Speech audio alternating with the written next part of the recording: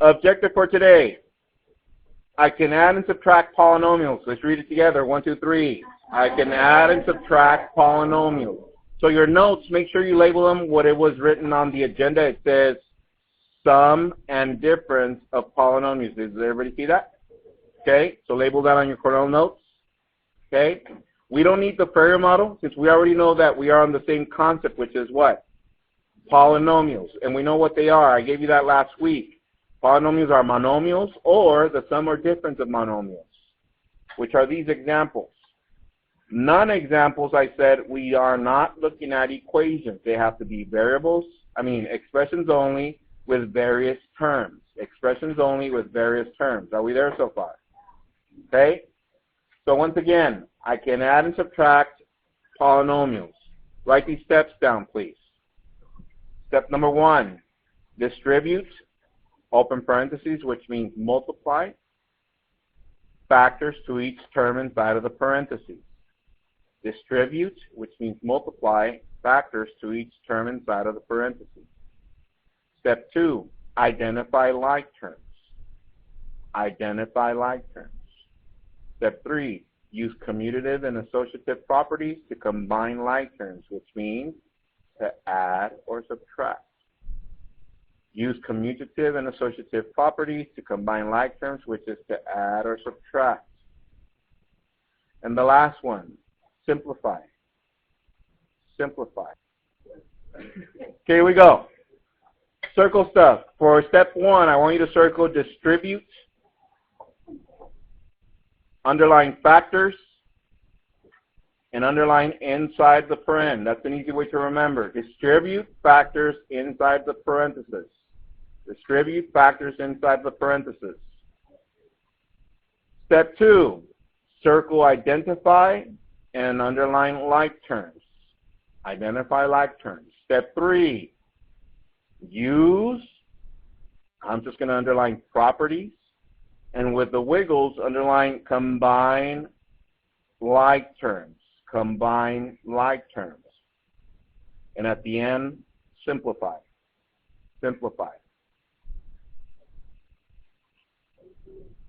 So before we get into showing you the steps and how to add and subtract polynomials, I need your attention, please. Everybody's eyes up here. Don't copy this down. I just want to clarify. In 7th grade, you guys did some combining of like terms. Okay? Now, I want to clarify for those of you that did not understand it. Here it goes. To combine like terms, in order for them to be like another term, they need to have the same, number 1, constant. What does that mean? It has to be a number, a real number. Could it have a variable? No, not a variable. Could it be next to a variable multiplying it? No, it cannot be a coefficient. It can only be a what? A number. Okay. Okay, here it goes. Example. Let's say I give you the following polynomial. You're scanning through looking for the constant. I already explained what the constant was. And I hope you said negative 12 and 35. Okay, why? Because it's a number, not a variable, and it's not a coefficient. A coefficient is a number that multiplies a variable. Are we there? Okay. The second thing, in order for things to be like another, one of them, they have to be numbers. The second one, if they are a variable or variables, they have to be the same kind. If it's a variable or variables, they have to be the same kind. However, they need to have the exact same exponents. The exact same exponents. Tell you never what I just said. Check this out. However, they could have different coefficients. So here it goes. Here's a polynomial. We already know that this one is like this one because they're just numbers. They're constants. Okay? I'm going to start with this one. 6x. What is the exponent on the x? What other has an exponent of 1? And is it the same variable? Do they have different coefficients? Yeah, we could have that. the 6 and the 4 are different, right? This is a 4, this is a 6. They're different numbers. So therefore, the 6x and the 4x are alike. Now let's look at this one. This is the same variable as this one. However, are they the same exponent? No. What is the exponent on this one? The other one is over here. So therefore, these two are like terms. So with that said, what is our constant? Negative 12 and 35. What others are like? 4x and 6x. And here is the 8x squared with the negative 5x squared. So with that said, copy these down, please. Example 1, copy A, leave about 2 lines. Copy B, leave 2 lines, please. And I left the steps over here. You don't have to copy the steps again. I just left them over here so I can go through the process to make sure that you can follow the process and you'll come to a simplification of that polynomial. Okay, to add or subtract this polynomial, writing your pencils down. I'm going to go through my steps. Number 1, distribute factors into the parentheses. Do I have any parentheses? No, so I'm done with step 1. Step 2, identify like terms. By scanning it, we already identified a couple of things. But not only do I want you to do it in your noodle, I want you to show me. Well, how do you show? Check this out. I'm going to start with this one. I'm going to put a box around it. What other term has the same variable, same exact exponent? 8p cubed. So I'm going to write a box around this one. From there, this one I'm not going to box, I'm going to circle. Just in case I have something else, I circle it. So like that, I know the circles will go with the circles, the squares with the squares, triangles with triangles. So therefore, step 2, identify like terms. Did we do that? Okay, copy that, please. Okay, here we go. Eyes up here. Step 3, use commutative and associative properties to combine like terms. So check this out. Remember when we got to multiplying variables, right? Or the product properties and so on and so forth of exponents. So what happened when we had multiplication throughout? We could move things around because we had all multiplication and the product will remain the same. Same thing works for addition. Whenever there's addition throughout, we can move terms around and the sum will be the same. So check this out. You're just paying attention. Don't copy this. However, which two were the ones that were alike? The 12p cubed and the 8p cubed. So I'm going to write 12p cubed plus 8p cubed. And what comes at the end? Plus 11p squared. Copy that, please. Okay. So the reason we were able to move these around is because of the commutative property. Everybody with me? Okay, next. We're going to use the associative property. Can we group things together? Yes. These two are the same. So group that with green. Now, this next note is very important not to miss. So pens down, eyes up here. So I'm going to ask you in a little bit when you are taking your notes, not right now, you're just paying attention, to make the following note on the side. You're going to write, leave the exponents alone, which means do not do anything to the exponents. Now let me explain that. When we multiplied two exponential expressions that have the same base, what did we do to the exponents? For example, everybody look up to the screen. What if I have this? X squared times x to the 4th. What happens to the exponents? Add. This becomes x to the 6th. But what is the note I just gave you? Leave the exponents alone. We're not going to be doing anything with the exponents for addition or subtraction. We don't do this property. Now we just focus on the coefficients. What is my coefficient here?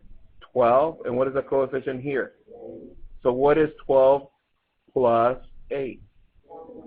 20, and the same variable, p cubed. Can we combine it with this one? No, because there's different ones, right? So I just bring that down and it becomes plus 11p squared. And we're done. We just did. That's it. That's the simplification. Copy that, please. Okay, here go the steps once again. Distribute it into the paren. Do we have any parentheses? No. Identify like terms. Did we do that? Yes. Step 3, commutative property. Yes, we rewrote them. In associative, we grouped them. We leave the exponents alone. We don't do anything with them. We just focus on the coefficients. 12 plus 8, that's 20. We bring down the p cubed and the 11p squared, and we're done. That's simplified. Okay? Let's do b together. Here we go. I'm going to start with 5x squared. There it is. Do I have any more x squares? No. Next, I'm going to circle the negative 6. Do I have another number?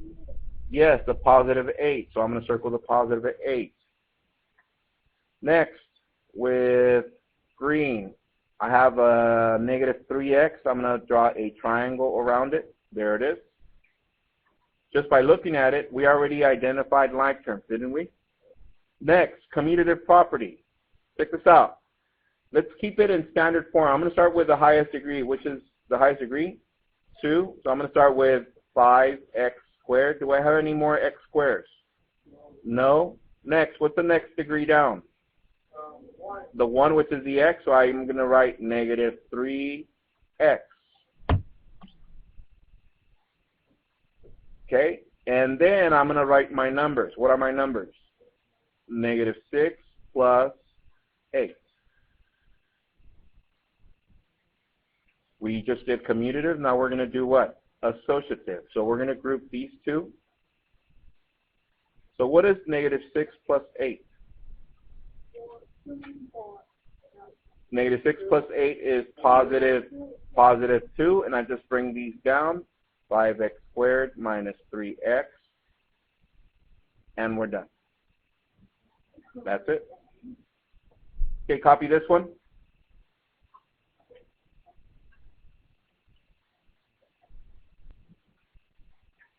Okay, see, I'm going to box t squared. Is there another t squared? Yes, right here, negative 4t squared. I'm going to circle the 2s squared. Is there another one? Yes, down here. Can I rearrange them now? Yes. T squared minus 4t squared plus 2s squared minus s squared. What was that? Commutative property. So we didn't have a paren, but we went into combining like terms. Now we have commutative property. Let me do associative property. I'm going to group these two together. They're the same. And these two together because they're the same. Do we do anything to the exponents? No. We focus on the coefficients. What is the coefficient of t squared? 1. What is 1 minus 4? Negative 3t squared. What is 2 minus, what is the coefficient here? Of s squared? 1. What is 2 minus 1? 1 positive, so it's 1s squared. And we're done. Why? Is t the same as s? No. They have to be exact same variable, exact same exponent. Okay, letter D. Check this out. Look at this one. Letter D. Any parentheses? No. Identify like terms. You're like, wait a minute. All these are exactly the same, the variables, aren't they? This is the same as this, the same as this. So all I need to do is worry about the coefficients. What is 10 plus 4? 14. Minus 8, 6, m squared n. And I'm done.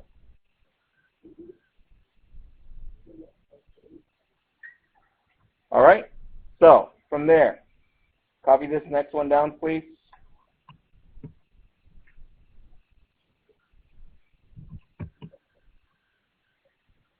Copy A.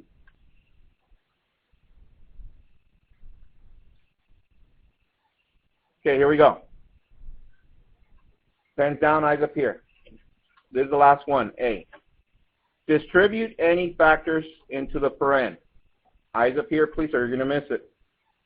Whenever you have a plus, then therefore it has a what? What is 1 times all this? All that, right? So plus m squared minus m plus 6. Here, if it doesn't have a sign, then therefore it's a plus 1. Is that correct? We distribute that inside. That's 4m squared plus 5. Do we know what to do from here?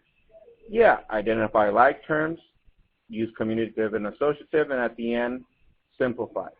So when you get a negative sign here, what are you going to distribute? The negative 1 all the way through, right? Okay, so once again, homework. Yes, if it doesn't have a number, it should have a 1. Okay, homework, page number 441 to 442, number 17 to 45 odd.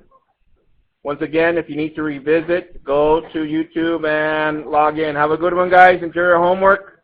See you guys tomorrow.